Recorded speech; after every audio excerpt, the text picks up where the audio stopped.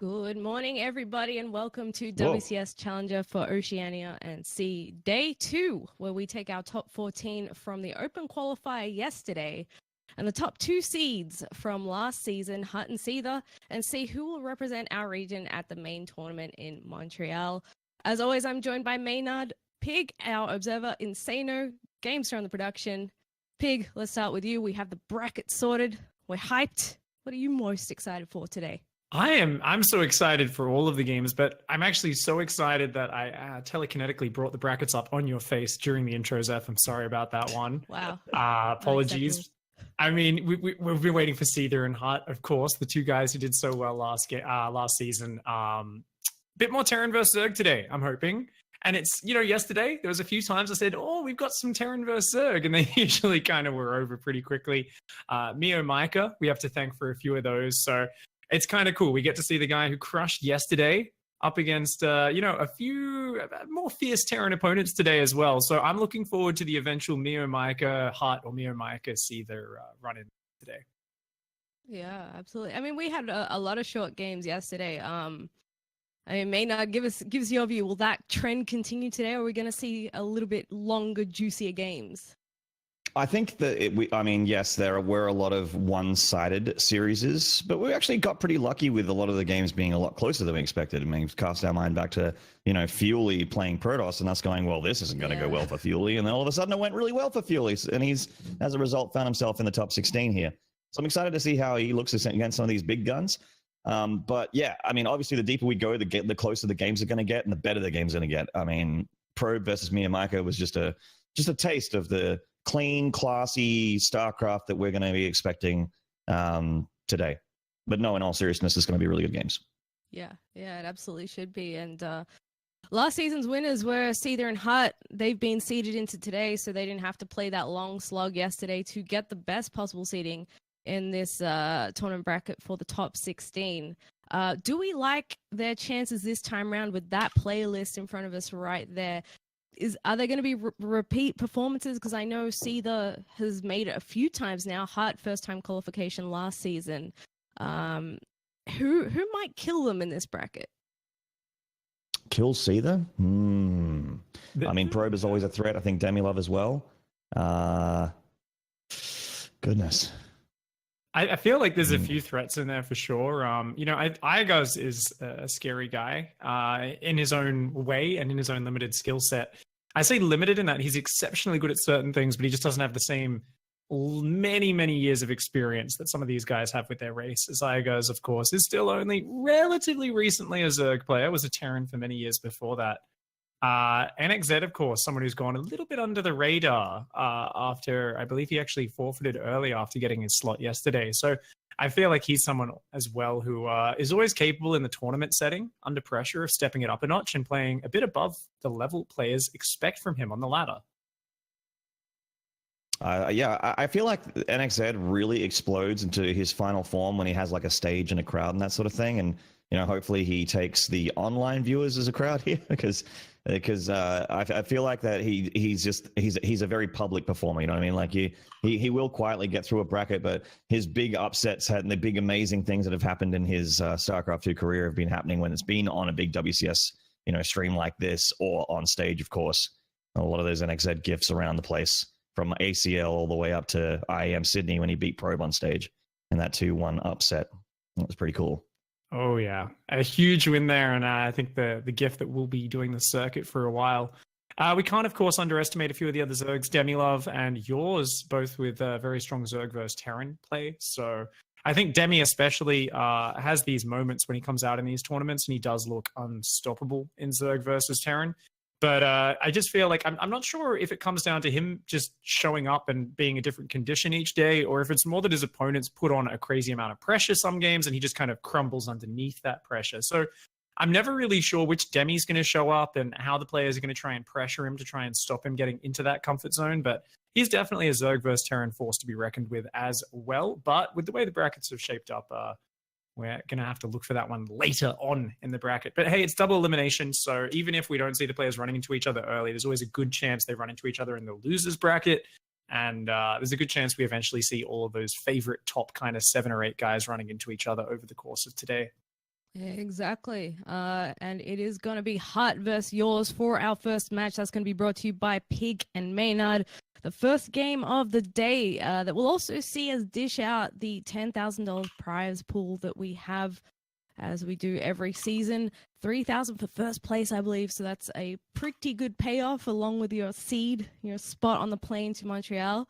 So I think both of these guys have a decent shot. Yours, maybe someone that people would favor a little less. I feel like he's a bit less known than Hut. But he's had some fantastic performances as of late, and I'm really, really excited for this first match. Certainly, and the countdown has begun. So Pig and I are going to be casting the first series today, this TVZ, between two people that have already reached the international WCS spots. Yours is qualified, Hut has qualified. Let's see if either of them can do it again. And yeah, get excited, y'all, for the first best of 3 of the day. It's hard not to get excited, Meanie. Zerg vs. Terran has started off. One of the dudes we didn't get to see yesterday as well coming in here. So I am very excited to see how this goes. Of course, here we go, launching into map, and down here in the bottom right-hand side, in the red, representing Rise Esports, it is Yours. And in the top left, representing SYF, one of the biggest and best teams in StarCraft, and in Australia in general, this is Hut. Of course, Hut did end up falling in the third group stage of WCS Valencia last season. 0-2 to Raynor. Absolutely no shame going down to him. And had a very close series with Silky, which he ended up dropping 1-2. So, you know, a narrow miss in some of those series there. It was a very tough group. If he'd won either of those matches, he would have probably had to face Showtime as well. So it was not the best draw for our young Aussie Terran for his first overseas event. But not his first overseas, sorry, but his first WCS event. But yeah, I think he still kind of played some decent games. I don't think he was too kind of thrown off by that performance, and I think he's hungry to get back out there again. Oh, for sure.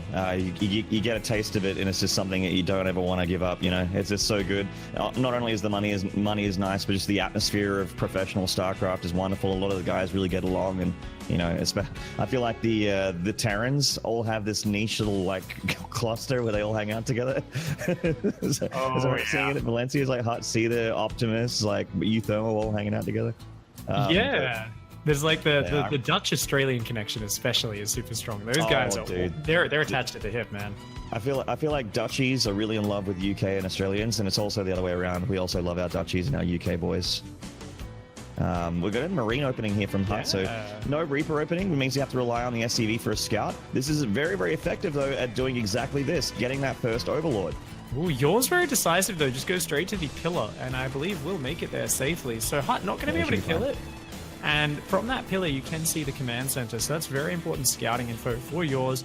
Knows this isn't some crazy all-in attack. But interesting to see Hut just saying, you know what? On this map, there's no jump-in path in the back. Your Reaper can't get guaranteed scouting. It's a big map. The Reaper's not that important. I'm just going to cut it out. Get a few Marines. This slows down your follow-up scouting. And the reason this is actually impactful is at this stage, I don't think it's more efficient. I think the Reaper's better than this here. But it's about a minute from now where a lot of Terrans feel forced to build a Viking. Otherwise, the Zerg sees everything they're doing. Hut's going to have 2 Marines out. That's going to shut down any slow Overlord scout. So without investing in the Viking, he can go into a faster Liberator, a faster Banshee, anything like that. And it allows him to just exert that pressure a little bit more comfortably and deny Yours scouting. We can see there Yours even pulling back that second Overlord, very paranoid. And he's going to feel forced to go into Overlord speed as a response to this. So Yours very keen to get that scouting information. Oh, he's going to lose his Overlord here before putting that barracks on an add-on. Hut's using it for vision here. Now, obviously, that slows down, like I mentioned, add-ons and also any kind of transition here out of those Hellions, if indeed he wants to. I mean, Hut could potentially go mech. He's done it once or twice before, but he has, you know, historically been the bio guy. But we're seeing a pretty common 1-1-1 opening from him back at home. Tech Lab going down on that barracks so that he can switch it over on the starport. But as we can see, it's not ready just yet because of that Overlord snipe that he did earlier. SCV coming in here, getting a good look at those lings, and a little bit of a look at the first few patches of saturation, but not a whole lot of information for him there. It was interesting. Link speed wasn't done, and I think Hut should realize that something weird has gone on, because yours did actually cancel link speed to start the Overlord speed instead. So very likely there'll be a Roach follow-up here from yours. Link speed is now starting up very, very delayed. This could also give an angle just for Hellions to slide in there. I mean, right now it's just a couple of Queens and a couple of slow Zerglings. These units aren't well suited. Yeah, this is very, very bad to go against Hellions. Luckily, there's only 4. I mean, if this was 6 or, you know, if there was an armory here, yours could just straight up die right here, right now.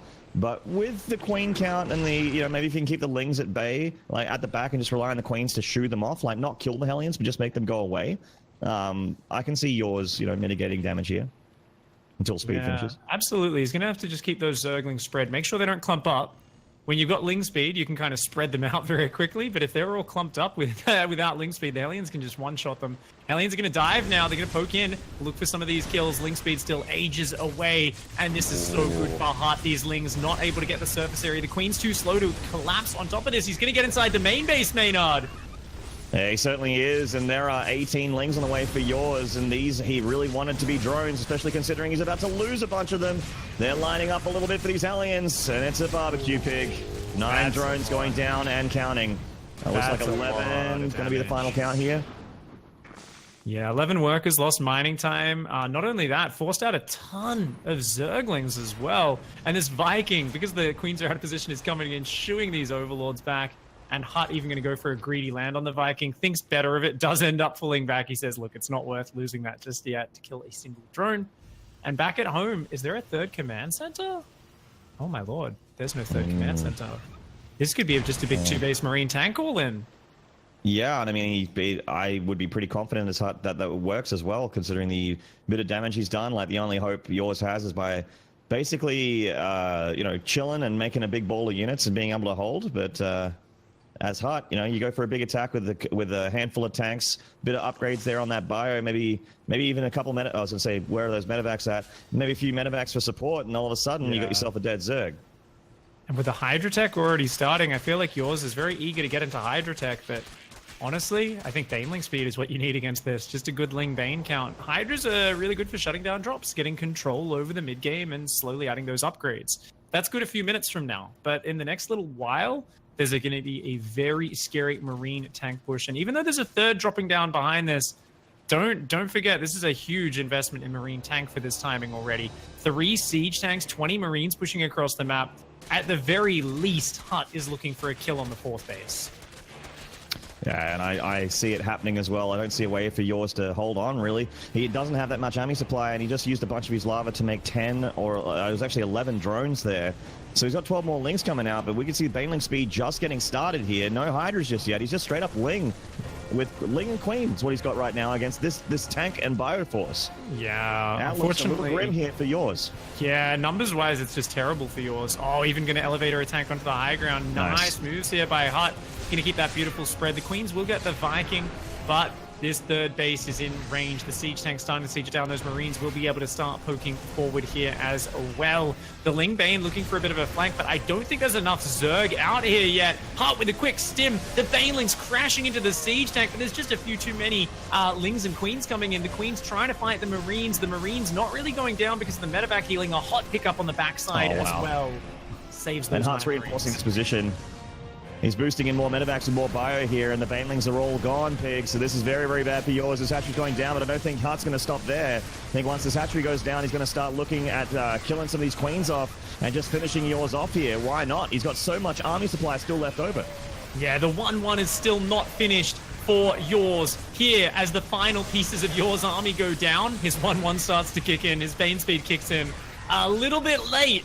The timing from Hut, very crisp. Caught yours off guard, trying to get into Hydras in a 4th base, trying to drone like mad. And behind this, Hut is landing a 3rd. Hut is going into an armory, but Hut's already done the damage. He's already massacred the economy of yours, knocked the 3rd down. It's not necessarily over just yet because the army hasn't moved across to reinforce, but it's just a matter of time till that next wave hits. I don't think there's going to be any numbers for yours ready to hold that. A lot more Marine tank moving out across this map.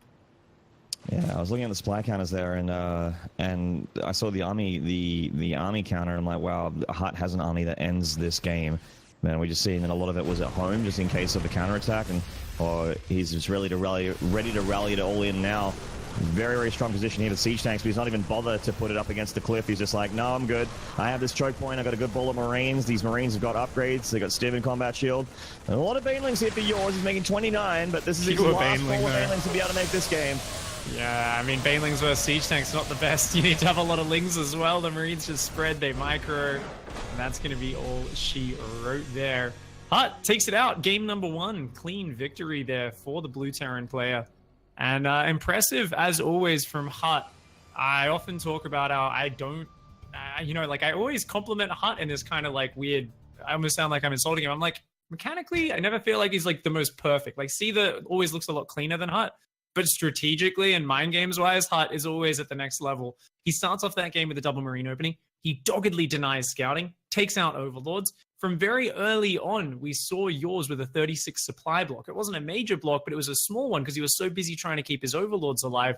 He followed that up with this Hellion dive after spotting no Zergling speed. And you could just tell the Zerg player was a little bit uncomfortable throughout that. Hut then going for a very unorthodox 3 barracks Marine tank assault with a very delayed third base. I mean, these are all just totally out of the meta things you don't run into very often on ladder. And first game of the day, big day. It's the final day 2 of Challenger. What an awesome way to start off the series. Just put the pressure on your opponent over and over again, make him uncomfortable, and watch them make the mistakes. Hart was in control of that game from start to finish, so I cannot gush enough over how good Hut's strategic play is in these tournaments. He always comes out just with these sick plays, man.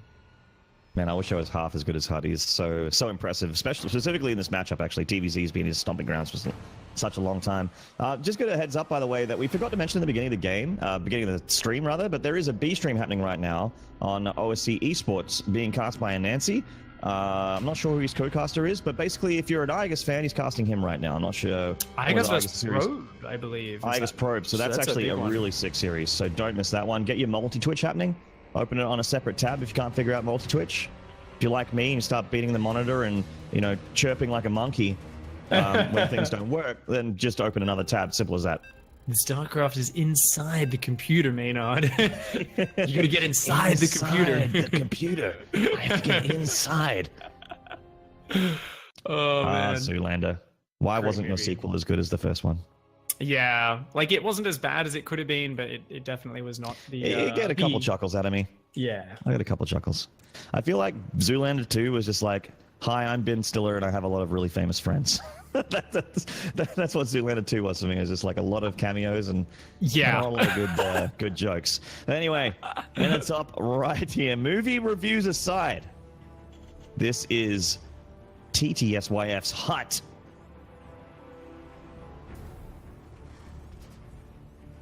Very nice start to this series. And his opponent down here in the bottom left, having a bit of a rough game one, but no doubt eager to turn this one around. In the red, representing Rise Esports, he is yours.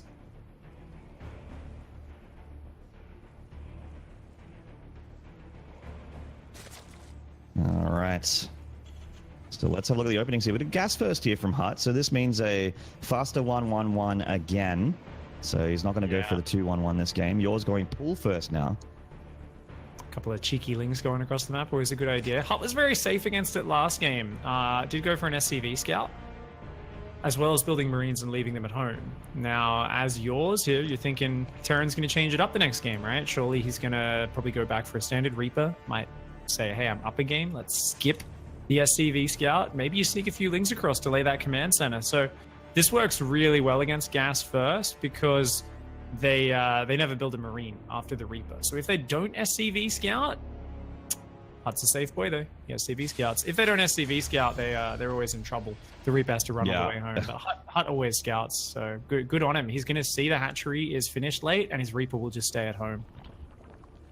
Dude, I every time I play a TVZ now when I'm on ladder, I'm just like, I tell my stream, I'm just like, I should be SCV scouting right now. I'm putting a low ground CC down, assuming that my Zerg opponent's gone hatchery first, and I absolutely should never do that. And I think that's the same thing you go through every single level of StarCraft. A pull first Zerg, is going to find damage if you're not prepared for it. We're seeing that the SCV's coming down here, and basically as a Terran, you're like, all right, does my unit go across the map or does it stay at home? And we're seeing those Lings of yours skirt around the outside here, looking for, to try and slow down that natural. And Hutt's just, yep, he's read it. He's like, yep, I just keep our Reaper at home, no problem. And yours just comes back with these Lings. It's a shame that yours did have to invest in all 6 Zerglings. If you just go for 2 Zerglings in this scenario, you get the Reaper to stay at home. You're totally happy with that. But in this case, it's a little bit frustrating. But yours here, actually, I think, anticipating this cute little bunker block from Hutt. Hutt just wanting to delay that 3rd base. And if the Zerglings are off on the other side of the map hiding somewhere, trying to wait for the Reaper to move out, it works out splendidly. But with the Lings already there, going to be denied, and yours just gets the 3rd down. Once again, yours going for a delayed Zergling speed. I like this choice. As long as Hellions don't run in and roast all the drones again, it's always a good way to play. And I think off this build, it's nowhere near as late as that last game where it was like, here's 6 or 8 Hellions in your base and you still don't have Ling speed. This time it's going to finish around the time 6 Hellions are on the map. Certainly. Got a bit of Reaper shenaniganry here. Oh, getting a drone kill. Nice catch there with that KD8 grenade. And it's going to get out of here by the looks of things as well. Queen comes up for the natural, but doesn't have enough time to finish off that Reaper, so it escapes. Going to heal up for later. And like you mentioned, those Hellions are on the way here for Hutt. And this time, Starport's going on that tech lab, so he's not getting a super, super fast stim. He's only getting that Viking and probably Cloak as well. He's got that tech lab selected here, or I guess yours does. And he's not starting it just yet. He just wants to make sure that Overlord's gone away before he does anything. Yeah, that almost like it's so funny the metagame in Zerg versus Terran, because you kind of look at that as a Zerg and you say, yeah, he's going to start Cloak as soon as my Overlord's gone. Like, whereas if you see an upgrade going, you're like, he's going to cancel that. Like, it's hit this point where Terrans are so tricky with it, like you never know what that means, and simply having the Starport on the tech lab is like a necessity. Yeah, he's going Liberator. This is fake Cloak. This is so common. This is the thing. This is like, as a Terran, you know you need to put a tech lab on it, even if you want to go Viking Lib, because then they have to like build spores and like go for a lair to get overseers. But none of that like really blocks a Liberator if you control it properly. So it's just this funny kind of metagame where actually seeing the upgrade means nothing at this level of Zerg versus Terran, because it's so common for it to get cancelled and the player to swap it up. Certainly. And there's that Cloak getting cancelled there as the Overlord dies. Liberator's going to be the follow-up here. As we know with our caster production tab, yours has Ling speed and a good number of Lings this time. I don't see these Hellions doing as much damage as last time, but maybe they can. Hutt getting a nice volley there against those Lings. A couple of these Hellions getting the paint chipped off them, but they are still here to fight. This Viking looking to get that first Overlord kill. Yeah, not bad. Ooh, nice transfuse there from yours. Going to try and save it at the last second. Hutt going to engage, though, and is even going to land the Viking. Yeah, this is a bit of an ambitious engagement from yours. Does take down the Viking, but hey, gets the Viking, gets the Reaper, is going to maintain the creep spread, and the Overlord survives. I got to call that a win for yours. Yeah, me too, man. Oh, this Liberator's coming in the main base. There's a Queen here and a Spore Crawler, and that thing's just getting parked right on the main base. So he's going to get a drone and, shell away at these eggs is the best that this Liberator can hope for, but yours is ready for that. I mean, the thing is, it's kind of weird. Like, you prepare for a Banshee, and the preparation for a Banshee is almost the same as preparing for a Liberator. So, you already have that Spore Crawler and the Queen there. You just gotta move it a little bit. Yeah, definitely would have preferred that to sync up with that engagement going down in the middle, right? That's like really the power of the Liberator, right? Is if the Zerg isn't watching for the first few seconds, bam, the Queen's gone, and then the Liberator can just kind of bounce around, the Spore repositions, you reposition the Lib, you end up getting a lot of drones, denying a lot of mining, and if the Zerg's busy elsewhere, that's where the power of the Liberator really comes in. So I like that Hutt's kept it alive, and it's just kind of chilling, because if there is another wave of pressure, maybe his first 2 Marines with Stim, first 2 medevacs with Stim, he can kind of do that, maybe run some Hellions in a base, and if that Liberator queues up on an expansion at the same time, maybe that's where you get the huge value. Maybe, baby. That Overlord getting taken out there, first floating over for Hutt. Now we see that yours is on a pretty healthy drone count here as he starts to get his macro hatch and 4th up back at home. And Hutt is going into Marine Siege Tank. And a big edge for Hutt here, well, it's not a huge edge, but it's an edge nonetheless, is that his upgrades are ahead of the Zergs. Don't always see that in TVZ, but it's going to be the case for now. I haven't seen an armory from him just yet, so 2-2 is going to be slowed down a little bit. He just drops it now. Yeah, not too bad there. We'll maintain a small lead over yours, especially if we can keep yours occupied here for a little while. Already clearing this creep out the front. Hutt does have a little bit of an issue sometimes with missing his scans and leaving tumors kind of behind the scans because he gets a bit greedy with how deep he wants to lay the scan down. That time it was just perfect. These Queens are going to respread here very ambitiously. They're kind of out in the open. A lot of Ling Bane going to come forward though. Hutt's got to get out of there.